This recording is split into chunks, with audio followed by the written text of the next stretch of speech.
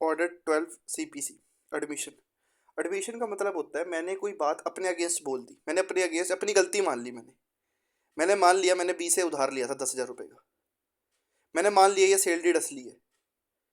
मैंने मान लिया ये लोन एग्रीमेंट असली है। ये होता है एडमिशन। अब एडमिशन जो है उसके बारे में भारतीय साक्ष्य अधिनियम भी बात करता है और ये ऑर्डर 12 भी बात करता है, तो वो भी आना जरूरी है। मतलब अगर वो नहीं पढ़ा, पहले वो पढ़ना चाहिए, उसके बाद ये पढ़ना चाहिए, तो समझ ही नहीं आएगा कि ये है क्या। अब आते हैं ऑर्डर 12 पे। रूल 1, कोई कोई भी party to a suit notice दे सकती है बाय हिज प्लीडिंग, मतलब प्लेंट या रिटन स्टेटमेंट में तुम एडमिशन कर लो। प्लीडिंग मतलब प्लेंट या रिटन स्टेटमेंट में एडमिशन कर लो, और अदरवाइज इन राइटिंग, या प्लेंट और रिटन स्टेटमेंट के अलावा तुम एडमिशन कर लो इन राइटिंग, लिखित में, that he admits the truth of whole. तुम पूरा केस उसका मान ले। डिफेंडेंट अपने डब्ल्यूएस में लिखता है कि मैं प्लेंटिफ का पूरा केस मान रहा हूँ कि उसने जो लिखा है प्लेंट में सच, सब सच लिखा है, मैंने उसका राइट वॉलिड करा है। He admits the truth of the whole or any part of the case of any other party. तुम कह दो कि मैंने मान लेता हूँ कि उसने जो लिखा है सब सच लिखा है, या उसका एक पर्टिकुलर, मतलब तुम ये मान रहे हो कि लोन एग्रीमेंट तो बिल्कुल ठीक है, पर इसने मेरे से लोन लिया था जब, तो इसने मेरे माथे पे बंदूक रखी थी। तो लोन एग्रीमेंट बिल्कुल ठीक है, पर इसने मेरे माथे पे बंदूक रखी थी, तो मैं ये एक्सेप्ट कर दूँ कि लोन एग्रीमेंट ठीक है, पर इसने मेरे माथे पे बंदूक रखी थी, इसलिए मैंने ये लोन एग्रीमेंट पे साइन करे। तो प्लीडिंग द्वारा होगा या फिर राइटिंग में होगा एडमिशन, और तुम ट्रुथ एडमिट कर रहे हो, whole or any part of the case of other party. Rule 2, other party. अब रूल 2 में तुम दूसरी पार्टी को लिखित में नोटिस दे रहे हो कि तू ये पर्टिकुलर फैक्ट को एडमिट कर ले, ये तू पर्टिकुलर फैक्ट को मान ले कि ये चीज़ सच है। अब अगर तुमने जिसे नोटिस दिया, अगर वो मान लेता है तो ठीक है, अगर वो नहीं मानता और उसके ना मानने की वजह से अब तुम्हें वो चीज़ प्रूव करनी पड़ती है, क्योंकि अगर वो चीज़ मान लेता है कि ये बात सच है, तो अब तुम्हें प्रूव नहीं करना पड़ेगा, क्योंकि उसने मान ही लिया, अब क्या प्रूव करने की जरूरत है, सिंपल लॉजिक है। पर अगर वो नहीं मानता और तुम्हें प्रूव करना पड़ा, तो अब जो प्रूव करने का खर्चा है, जो तुमने प्रूव करने में खर्चा लगाया, क्योंकि खर्चा होता है, टाइम लगता है, वो खर्चा दूसरे वाली पार्टी देगी। सिंपल लॉजिक सी बात है। Either party may call upon the other party to admit within 7 days from the date of service of the notice of any document। जिस दिन मैंने नोटिस दिया उसके 7 दिन के अंदर एडमिट करना है। Saving all exceptions. Saving all exceptions का मतलब है, अगर तुम ये कह रहे हो कि बिना बात का नोटिस है ये, तुम ये बोल सकते हो कि बिना बात का नोटिस था, या कुछ भी इस तरीके की चीज़ बोल सकते हो। मतलब तुम्हें नोटिस मिला, तुम कह सकते हो तो बिना बात का नोटिस दिए, इसकी जरूरत ही नहीं थी, ठीक है। And in case of refusal or neglect to admit, तुमने मना कर दिया, मैंने एडमिट करा, या तुमने उसे नज़रअंदाज कर दिया। After such notice the cost of proving any such document shall be paid by the party so neglecting or refusing, जो मैंने बता दिया अभी, what ever the result of the suit में भी। अब मान लो मैंने नोटिस दिया, मैं प्लेंटिफ को, मैंने डिफेंडेंट को नोटिस दिया कि एडमिट कर ले कि लोन एग्रीमेंट ठीक है, ठीक है, क्योंकि तू अगर एडमिट कर लेगा तो ये प्रूव नहीं करना पड़ेगा मुझे, केस जल्दी निपट जाएगा। वो उसे नज़रअंदाज कर देता है नोटिस को मेरे, ठीक है, 7 दिन के अंदर उसका रिप्लाई नहीं देता। अब एंड में डिक्री जो पास होती है वो मेरे अगेंस्ट ही हो जाती है, पर फिर भी खर्चा वो देगा, what ever the result of the suit में भी। रिजल्ट कोई भी हो सूट का, तुमने अगर निगलेक्ट करा या रिफ्यूज़ करा एडमिट करने से किसी चीज़ को, और बाद में मुझे वो प्रूव करनी पड़ी और मेरे पैसे खर्च हुए, तो तुम मुझे वो पैसे दोगे, बेशक से मैं केस हारूं या जीतूं, फर्क नहीं पड़ता, unless the court otherwise directs. पर कोर्ट की मर्जी है, कोर्ट कह सकती है कि भाई नहीं देने की जरूरत, खर्चा। And no cost of proving any document shall be allowed unless such notice given. हाँ, अब तुमने अगर नोटिस दिया ही नहीं, मैंने मैंने सामने वाली पार्टी को कोई नोटिस नहीं दिया इस चीज़ के रिगार्डिंग कि तू ये लोन एग्रीमेंट एक्सेप्ट कर, ये सच्चा है। अगर मैंने उसे नोटिस नहीं दिया और मेरा खर्चा हुआ प्रूव करने में, तो फिर मैं उससे पैसे नहीं मांग सकता कि मेरा खर्चा हुआ है, भाई मैंने उसे नोटिस ही नहीं दिया। अगर मैं उसे नोटिस देता और वो निगलेक्ट या रिफ्यूज़ करता, तो मैं उससे खर्चा मांग सकता था कि देख तेरे निगलेक्ट या रिफ्यूज़ल की वजह से मुझे पैसे खर्च करने पड़े। पर अगर तुम्हें नोटिस ही नहीं दिया, फिर तुम मुझसे पैसे नहीं मांग सकते, except if the omission to give notice is in the opinion of the court a saving expense. Unless court को लगता है कि तुमने नोटिस नहीं दिया क्योंकि तुम खर्चा बताना चाहते थे। तो कोर्ट इस रूल को पढ़ के समझ आ रहा है कि कोर्ट चाहती है कि पैसे कम से कम खर्चो। कोर्ट नहीं, लेजिस्लेचर चाहता है कि पैसे कम से कम खर्चो, और हो रहे हैं तो दूसरी वाली पार्टी थे। अब अगर तुमने नोटिस इसलिए नहीं दिया क्योंकि तुम्हें लगता है नोटिस देने से पैसे खर्च होंगे, तो फिर तुम दूसरे वाली पार्टी से पैसे मांग सकते हो, एज अ जनरल रूल नहीं मांग सकते। तो इसमें 3 चीज़ें हैं। 3 ही 4-5 चीज़ें मतलब मार्क करते तो इम्पोर्टेंट है ये। कोई भी पार्टी दूसरी पार्टी को कह सकती है कि ये चीज़ एडमिट करो 7 दिन के अंदर, जिस दिन तुम्हें नोटिस मिला उससे 7 दिन के अंदर एडमिट करो।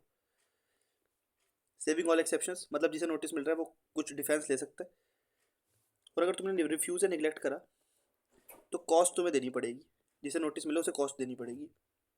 ठीक है, चाहे केस का रिजल्ट कुछ भी हो, अनलेस कोर्ट कुछ और कह देती है, अदरवाइज रेट्स। पर तुम्हें कोई खर्चा नहीं मिलेगा उस चीज़ को प्रूव करने का अगर तुमने नोटिस ही नहीं दिया। एक्सेप्ट, इसकी भी एक्सेप्शन है, अगर तुमने इसलिए नोटिस नहीं दिया क्योंकि तुम्हें लगा पैसे बच जाएंगे नोटिस ना देने से। रूल 2 है, every document which a party is called upon to admit, if not denied specifically or by necessary implication, or stated to be not admitted in the pleading of that party or in his reply to the notice to admit document, shall be deemed to be admitted। तो यहाँ तक पहले देखते हैं।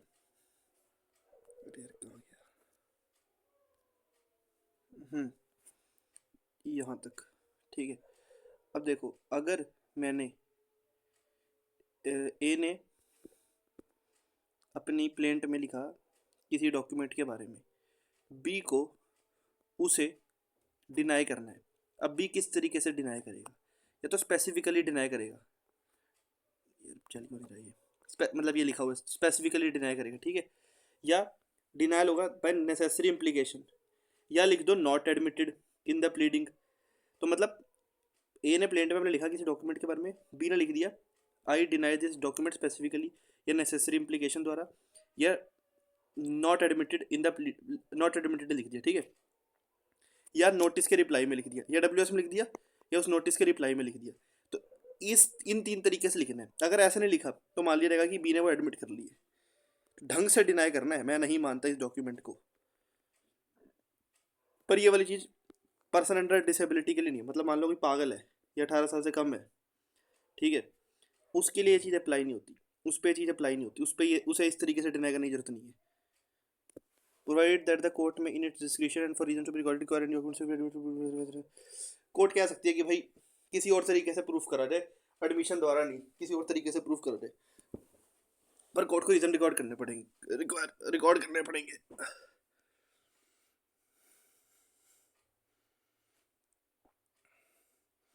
अब तुमने अगर unreasonably neglect कर दिया या रिफ्यूज़ कर दिया to admit a document after the service of notice to admit documents, तो कोर्ट तुम्हें कह सकती है कॉस्ट दो दूसरी वाली पार्टी को by way of compensation. Rule 3 में कुछ नहीं है, नोटिस का फॉर्म वो होगा जो अपेंडिक्स सी के फॉर्म नंबर 9 में बता रखा है, और जो भी वेरिएशंस करने की जरूरत है उस फॉर्म में थोड़े बहुत चेंजेस करने की जरूरत है वो कर सकते हो, जो भी रिक्वायर्ड है, तो ज़रूरी है। रूल 3 है, notwithstanding that the notice to admit documents has been given under rule 2, the court किसी भी स्टेज पे प्रोसीडिंग की अपने suo motu of its own motion दूसरी पार्टी को कह सकती है, सॉरी किसी भी पार्टी को कह सकती है टू एडमिट एनी डॉक्यूमेंट, किस डॉक्यूमेंट को एडमिट करो, and shall in such a case, court record करेगी कि क्या उस पार्टी ने एडमिट करे या रिफ्यूज़ कर दिया या निगलेक्ट कर दिया टू एडमिट सच डॉक्यूमेंट। तो कोर्ट खुद से भी सुओ मोटो भी कह सकती है कि इस डॉक्यूमेंट को एडमिट करो, और कोर्ट लिखेगी फिर कि क्या उस पार्टी ने जिसे कोर्ट ने एडमिट करने के लिए कहा कि उसने एडमिट करा, या उसने रिफ्यूज़ कर दिया, या उसने निगलेक्ट कर दिया। तो कोर्ट सुओ मोटो भी कह सकती है एडमिट करने के लिए किसी भी स्टेज पे। ये इंपॉर्टेंट होता है जब हम इसकी कोर्ट में एप्लीकेशन देखते हैं, तो ये बहुत इंपॉर्टेंट होता है। स्टेज कौन सी है, क्या इस स्टेज पे काम हो सकता है। Rule 4, any party may by notice in writing at any time not later than 9 days before the day fix for the hearing. तो जो भी नेक्स्ट डेट ऑफ हियरिंग है उससे 9 दिन पहले, नॉट लेटर देन कम से कम 9 दिन पहले, call on any other party to admit for the purpose of suit only any specific fact or facts. तो ऊपर डॉक्यूमेंट की बात हो रही थी, अब ए जो प्लेंटिफ है अपना वो बी को कह रहा है नेक्स्ट डेट ऑफ हियरिंग से 9 दिन, कम से कम 9 दिन पहले वो उसे नोटिस दे रहा है और कह रहा है ये स्पेसिफिक फैक्ट या फैक्ट्स को एडमिट करो, mention in such notice, and in case of refusal or neglect to admit the same within 6 days after. तो जिस दिन नोटिस मिला उससे 6 दिन के अंदर जिसे नोटिस मिला है हमारे एग्जाम्पल में बी को नोटिस मिले तो बी को नोटिस मिलने के 6 दिन के अंदर उसे एडमिट करना होगा, और अगर उसने रिफ्यूज या निगलेक्ट कर दिया तो the cost of proving such fact or fact shall be paid by the parties for neglecting or refusing whatever the result of the suit may be unless the court otherwise. वही वाली बात लिखी हुई है कि अगर तुम्हें ए ने बी को नोटिस भेजा कि ये फैक्ट को एडमिट कर ले, उसने एडमिट नहीं करा, तो फिर उस सिचुएशन में उस चीज़ को प्रूव करने की जो कॉस्ट होगी वो वाली पार्टी देगी जिसे नोटिस मिला था, ठीक है, चाहे रिजल्ट कुछ भी हो केस का। अनलेस कोर्ट कुछ और कह देती है, अलग बात बोल देती है कि नहीं कोई ज़रूरत नहीं है बी को पैसे देने की, कॉस्ट देने की, इन्हें सूट ही बिना बात के डाला था। तो ये टाइम पीरियड याद रखना, NDOH next date of hearing से 9 दिन पहले नोटिस देना है, और नोटिस मिलने के 6 दिन के अंदर उसे उसका जवाब देना है।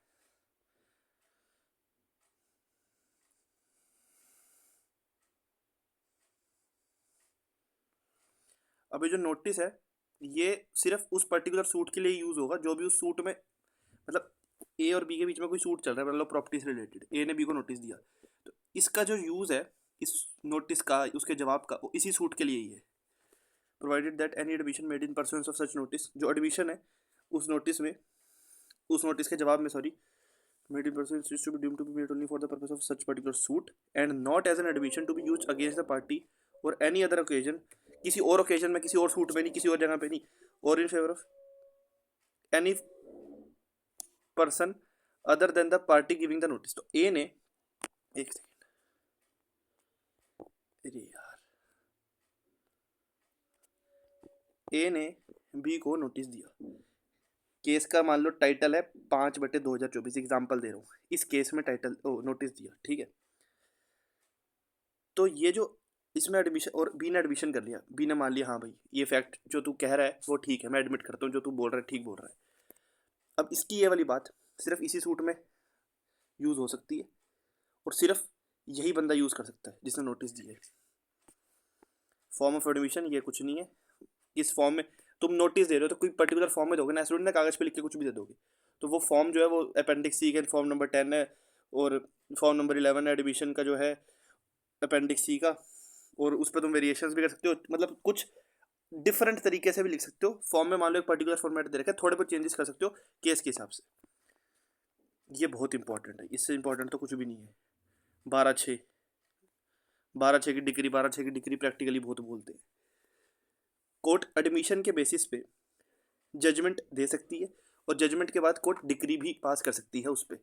तो तुमने कोई एडमिशन कर लिया, कोर्ट बाकी चीज़ों को एक बार छोड़ देगी, मतलब एक केस में 10 इशू थे, ठीक है, तुम्हारे एडमिशन से 2 इशू डिसाइड हो रहे हैं, ये क्या बी को लिख दिया मैंने, तुम्हारे एडमिशन से 2 इशू डिसाइड हो रही है, तो कोर्ट उन 2 इशू पे अपनी जजमेंट दे देगी, डिग्री पास कर देगी। Where admission of a fact have been made either in pleading or otherwise, तुमने प्लीडिंग में अदरवाइज, मतलब नोटिस के जवाब में तुमने एडमिशन दे दिया, चाहे ओरली दिया चाहे राइटिंग में दिया, ये इंपॉर्टेंट है, चाहे ओरली दिया चाहे राइटिंग में दिया, पेपर में आ सकता है, ठीक है। द कोर्ट में एनी स्टेट, किसी भी स्टेट पे, either on the application of the other party, sorry of any party, या खुद से, and without waiting for the determination of any other question between the parties. बाकी क्वेश्चनों पे कोर्ट, मान लो 2 ही चीज़ें डिसाइड हुई हैं, बाकी 4 चीज़ें रहती हैं, तो कोर्ट उन 2 चीज़ों पे अपनी जजमेंट दे देगी। मेक सच ऑर्डर, और गिव ऑर्डर भी दे सकती है, जजमेंट भी दे सकती है, जो कोर्ट को ठीक लगता है, having regard to such admission. और जजमेंट अगर प्रोनाउंस करिए सब रूल 1 में, तो decree shall be drawn in accordance with the judgment and decree shall be, तो डिग्री भी पास कर देगी, जजमेंट पास करी तो डिग्री भी पास करेगी कोर्ट, और डिग्री पर डेट कौन सी लिखेगी, जो जजमेंट की डेट है। तो मान लो जजमेंट पास हुई थी 23, क्या हो गया इसे, 23 जुलाई, एक सेकेंड ये चलना बंद हो जाता है बीच में, 23 जुलाई को जजमेंट पास करी थी, लो भाई फिर गया, 23 जुलाई को जजमेंट पास करी थी, डिग्री पास करी मान लो 30 जुलाई को, तो डिग्री पे वो डेट लिखी होगी जिस दिन जजमेंट पास हुई है, मतलब 23 जुलाई, डिग्री पे 30 जुलाई लिखा होगा, 23 जुलाई लिखा होगा। Rule 7, N affidavit of the pleader और इस क्लर्क, वकील या उसके क्लर्क का साइन, मतलब क्लर्क जनरली मुंशी होता है, an affidavit of the pleader या उसका क्लर्क, ठीक है, of the due signature of any admission made in pursuance of any notice to admit document of fact shall be sufficient evidence of such admission if notice, if evidence thereof is required. इसका क्या मतलब है, तो मान लो, एक second कहाँ गया pen वो, मान लो ए के वकील ने, सॉरी ए ने बी को नोटिस दिया to admit a particular fact, इस फैक्ट को एडमिट कर ले। अगर ये बी ने वो एडमिशन कर लिया, ठीक है, बी ने वो एडमिशन कर लिया, तो इस एडमिशन को प्रूव करने के लिए बी के वकील या बी के वकील के क्लर्क ने अगर कोई एफिडेविट पे साइन करे हैं तो वो एविडेंस होंगे कि बी ने एडमिशन कर ली है, ठीक है। Rule 8, notice to produce document shall be in form number 12 in appendix C with situation.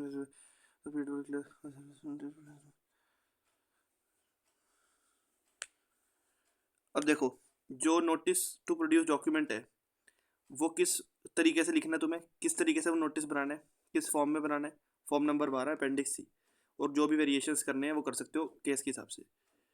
अब वकील का एफिडेविट या उसका क्लर्क का of the service of any notice to produce and of the time when it was served with a copy of the notice to produce shall in all की। अच्छा, तो तुमने अगर नोटिस दिया, एक मिनट का, तुमने नोटिस दिया, ए ने नोटिस दिया बी को। अब नोटिस तुमने दे दिया है और किस टाइम पे दिया नोटिस, क्योंकि टाइम पीरियड का चक्कर पड़ता है ना, क्योंकि मान लो सामने वाले ने रिप्लाई करना है 9 दिन में, सॉरी तुम उसने 6 दिन में रिप्लाई करना है, ऊपर पढ़ा था ना हमने, उसे 6 दिन में रिप्लाई करना है, तो 6 दिन कब से काउंट होंगे, जब तुमने नोटिस दिया तब से 6 दिन काउंट होंगे। तो तुमने नोटिस दिया कब है वो भी तो रेलिवेंट है ना। तो टाइम पता करना नोटिस का, या फिर नोटिस दिया है तुमने सामने वाले को, ये चीज़ प्रूव करना, ये दो चीज़ प्रूव करने के लिए जो वकील या उसके क्लर्क का एफिडेविट है ना, वो एविडेंस होगा कि नोटिस तुमने दे दी है। रूल 9 बताता है कि अगर तुमने नोटिस बिना बात के दे दिया तो तुम्हें कॉस्ट देनी पड़ेगी। If a notice to admit or produce specific documents which are not necessary नहीं थे, नोटिस तुम्हारा जो तुमने दिया है, the cost occasioned thereby shall be borne by the party giving such notice. Thank you.